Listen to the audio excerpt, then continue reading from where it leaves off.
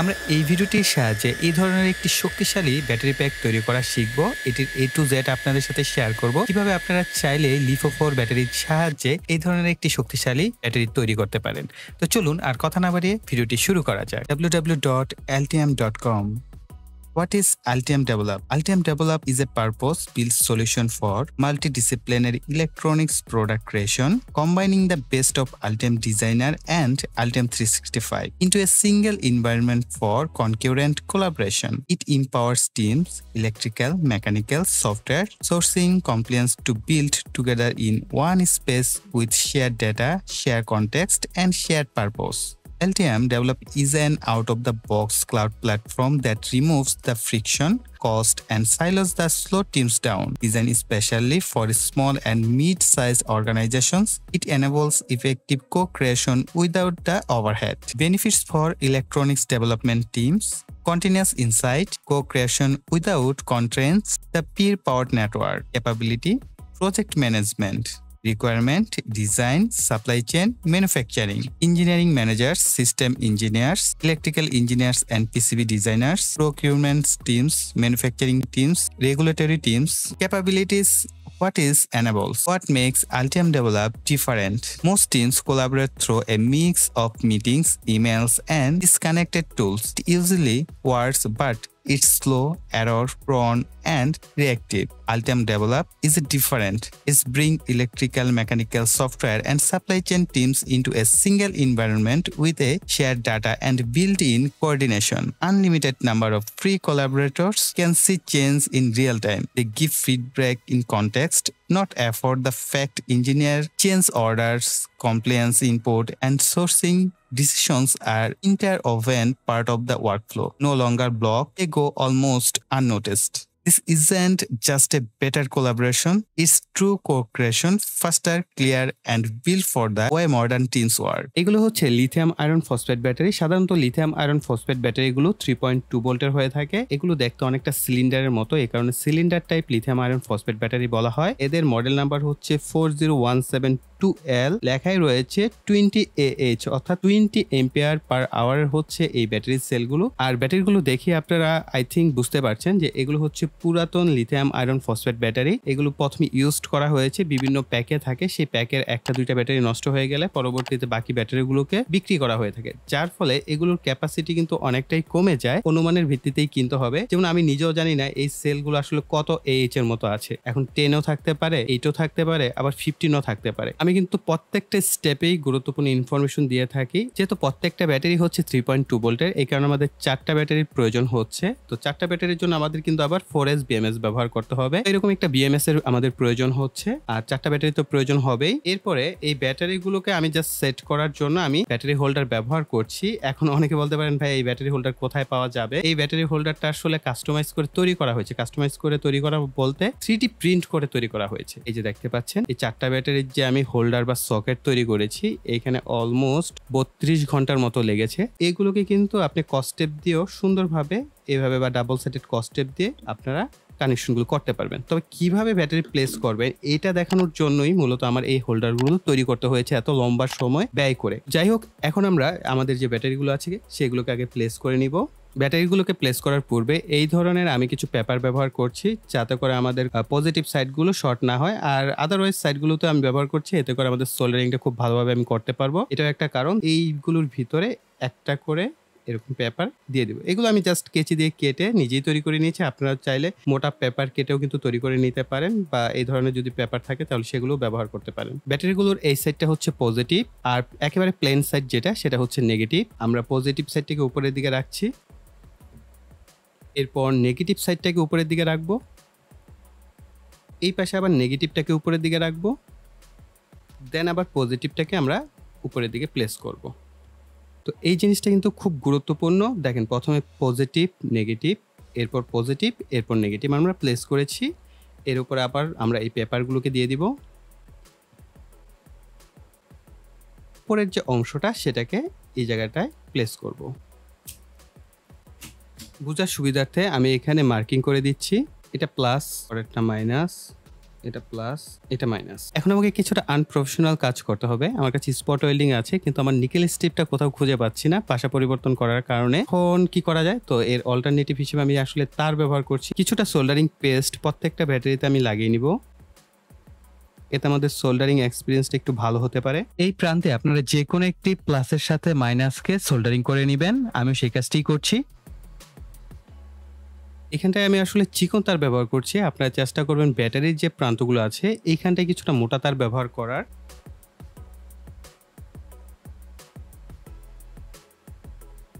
আমি আরও একবার বলে দিচ্ছি, এইখানটায় কিন্তু আমরা চিকন তার ব্যবহার করলেও মোটামুটি ভালো মানের তারই কিন্তু ব্যবহার করছি। তারপরও আপনারা এর থেকে মোটা তার ব্যবহার করবেন, এতে করে আপনাদের সুবিধা হবে। আমি জাস্ট সোল্ডারিং করার সুবিধার্থে চিকন তারটা ব্যবহার করছি, যাতে আপনাদেরকে পুরো বিষয়টা সুন্দরভাবে নিট অ্যান্ড ক্লিন বুঝাতে পারি। বা এই ব্যাটারি প্যাকটা উল্টো করব, তো উল্টো করলে এই পাশটা খেয়াল করবেন। আমি জাস্ট এভাবে উল্টো করে দিচ্ছি। এখন এই পাশে কিন্তু আমরা কানেকশন করেছি, তার মানে আমাদের এটা হচ্ছে পজিটিভ, এটা নেগেটিভ, এটা পজিটিভ, এটা নেগেটিভ। এই পজিটিভ থেকে নেগেটিভে আসছে। এখন আমরা আবার এই পজিটিভ থেকে এই নেগেটিভের দিকে যাব।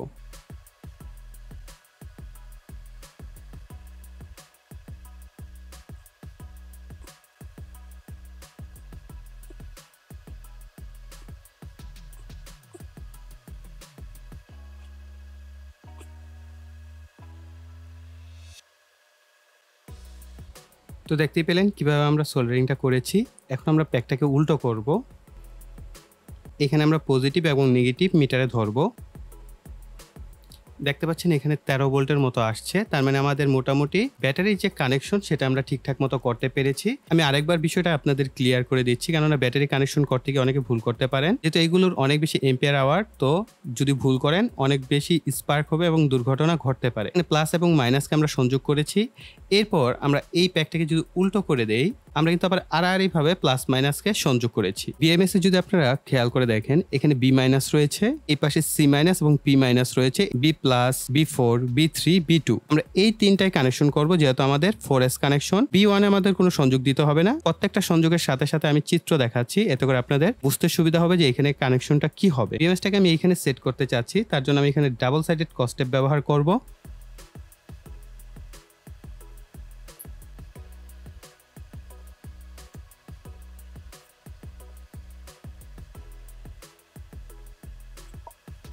তেরো ভোল্টের মতো পাচ্ছি, মানে 12 ভোল্টের উপরে। এইখানে শুধু নেগেটিভটা ধরবো এবং প্রত্যেক প্রান্তে আমরা পজিটিভ ধরবো। এইটা যদি আমাদের প্রথম সেল হয়, তাহলে আমাদের প্রথম যে প্রান্তটি বের করতে হবে, আমি নেগেটিভ প্রান্ত ধরে রেখেছি, তাহলে আমাদের এইখানে আমরা পাচ্ছি 3.2 ভোল্টের মতো। এরপরের পজিটিভে যদি ধরি এই পাশে, এখানে পাচ্ছি 9 ভোল্ট। সেকেন্ড না, সেকেন্ড হবে আমাদের উপরের দিকে। আবার উপরের দিকে যদি যাই, এখানে একটা পজিটিভ প্রান্ত আছে, এখানটা যদি ধরি তাহলে 6.48 ভোল্ট, অর্থাৎ 6.4 ভোল্ট। 1S হচ্ছে নিচের দিকে, উপরের দিকে হচ্ছে 2S, 3S হচ্ছে আবার নিচের দিকে, 4S হচ্ছে আবার উপরের দিকে। এইখানে প্রত্যেকটায় একটা করে চিকন তারকে সোল্ডার করে নিচ্ছি। আমরা যেই প্রান্তে 3.2 ভোল্টের উপরে পেয়েছি, সেটাকে মূলত আমরা B2 সাথে সংযোগ করব।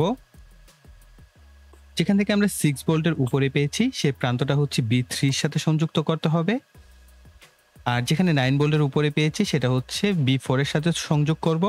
আর আমরা যেখান থেকে হচ্ছে 13 ভোল্ট পেয়েছি, সেটা হচ্ছে আমাদের B+ এর সাথে সংযোগ করতে হবে। এখন আমরা যেখানে 13 ভোল্ট পেয়েছি, সেটা হচ্ছে B+ এর সাথে সংযোগ করব।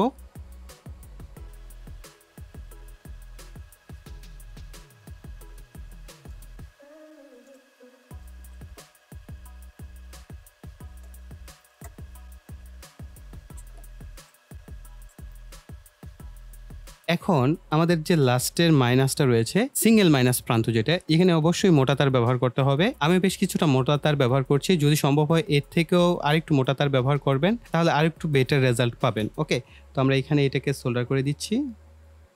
এরপর এটাকে আমরা বি মাইনাসের সাথে সোল্ডার করে দিব।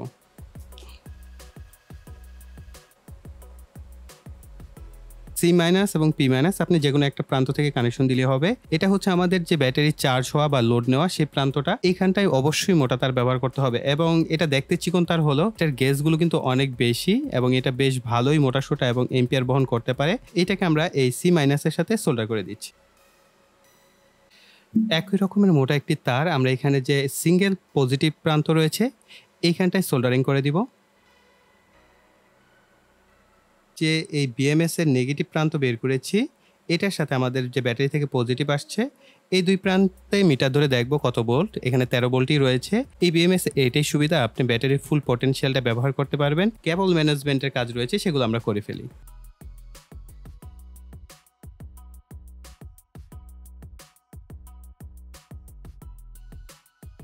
ব্যাটারির ভোল্টেজ বোঝার জন্য আমি এই ধরনের মিটার ব্যবহার করছি, এটা বাধ্যতামূলক না, যদি আপনারা চান ব্যবহার করতে পারেন। আর এই মিটারের জাস্ট আপনি নেগেটিভ প্রান্তের সাথে এই ধরনের একটি পুশ বাটন সুইচ ব্যবহার করব, যাতে করে প্রেস করলে আমরা ভোল্টেজ লেভেলটা দেখতে পারি।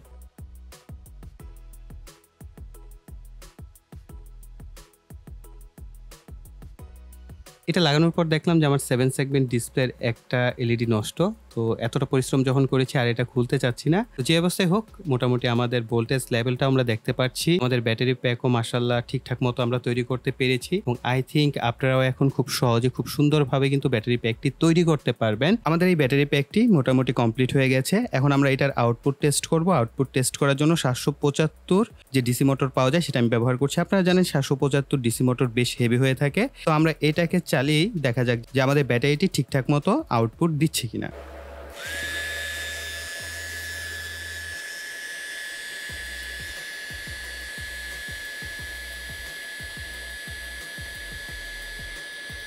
আপনারা দেখতেই পাচ্ছেন আমাদের মোটর কিন্তু ফুল স্পিডে রান করছে, এবং 775 মোটর যদি ফুল স্পিডে রান করে, তার মানে বুঝতেই পাচ্ছেন আপনারা এর সাহায্যে হেভি লোডও কিন্তু রান করতে পারবেন। তো যাই হোক, এই ছিল আমাদের আউটপুট টেস্ট করা। এই চার্জারটি আমার কাছে আসলে গো গ্যাজেট থেকেই পাঠানো হয়েছে। উনি বলেছেন যে এই ধরনের ব্যাটারি প্যাক চার্জ করার জন্য এই চার্জারটি ব্যবহার করা গেলে অনেক ভালো হয়, যেহেতু উনি এই সমস্ত সেক্টর নিয়েই কাজ করেন এবং ওনার অসংখ্য কাস্টমার রয়েছে যাদেরকে উনি এই প্রোডাক্টটি দিচ্ছেন। পাশাপাশি উনি আমার কাছেও এই প্রোডাক্টটি দিয়েছেন। এই ধরনের ব্যাটারি চার্জার আপনারা চাইলে ব্যবহার করতে পারেন।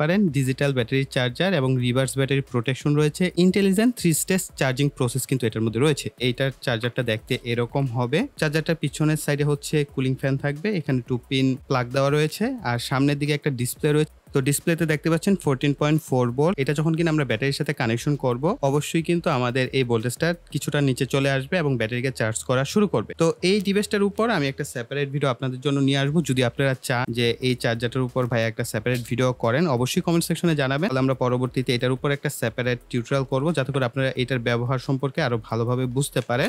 এই একটা প্রক্রিয়া গেল, এছাড়াও আরো বেশ কিছু প্রক্রিয়া রয়েছে। আপনারা চাইলে 10 এম্পিয়ার বা 5 এম্পিয়ারের অ্যাডাপ্টার ব্যবহার করতে পারেন। অ্যাডাপ্টার ব্যবহার করার ক্ষেত্রে কিন্তু আবার একটু ঝামেলা রয়েছে। রিভার্স যে ভোল্টেজ সেটা যদি যায়, তাহলে কিন্তু আপনার অ্যাডাপ্টারটা নষ্ট হতে পারে। সেই ক্ষেত্রে আমি রিকমেন্ডেশন করবো এই ধরনের চার্জার কিন্তু অনেক বেটার। তারপরে যদি চান অনেকে অ্যাডাপ্টার ব্যবহার করতে, সেই ক্ষেত্রে 10 মানের একটি ডায়োড ব্যবহার করে তারপরে অ্যাডাপ্টার ব্যবহার করবেন। এছাড়াও আরো একটা অপশন আছে, চাইলে আমরা ট্রান্সফরমার দিয়ে তৈরি করতে পারি। সেক্ষেত্রে আপনাকে অনেক হেভি মানের ট্রান্সফরমার ব্যবহার করতে হবে। আরো একটা অপশন হচ্ছে এসএমপিএস ব্যবহার করা। তো এতগুলো অপশনের মধ্যে আমার কাছে মনে হয় যে সবচেয়ে ঝামেলাবিহীন হচ্ছে এই ধরনের চার্জার ব্যবহার করা, ডিজিটাল ব্যাটারি চার্জার। তাহলে আপনি খুব ইজিলি কিন্তু আপনার ব্যাটারি প্যাকটিকে চার্জ করতে পারছেন। তো আমি এই ব্যাটারিগুলোর বাই লিঙ্ক এবং এটা চার্জারটার বাই লিঙ্ক ভিডিও ডিসক্রিপশন বক্সে দিয়ে দিব। আপনারা চাইলে গো গ্যাজেট থেকে এই প্রোডাক্টগুলো পারচেস করতে পারেন। আমি মূলত সেখান থেকে পারচেস করেছি, সো আপনারাও চাইলে সেখান থেকে পারচেস করতে পারেন। অতএব বুঝতেই পারছেন প্রিয় ভাইরা, এই ধরনের ভিডিও করতে কি পরিমাণ ঝামেলা পোহাতে হয়। আর যখন আপনারা ভিডিওতে সুন্দর সুন্দর কমেন্টস করেন আর অনেক অনেক লাইক প্রদান করেন, তখন ভাই সত্যিকার অর্থে মন ভালো হয়ে যায়। মনে হয় যে এতগুলো পরিশ্রম করার পর ভিডিওগুলো সার্থক হয়েছে, যে ভিডিওগুলো আপনাদের কাছে ভালো লেগেছে। সো তার জন্য অবশ্যই ভিডিওতে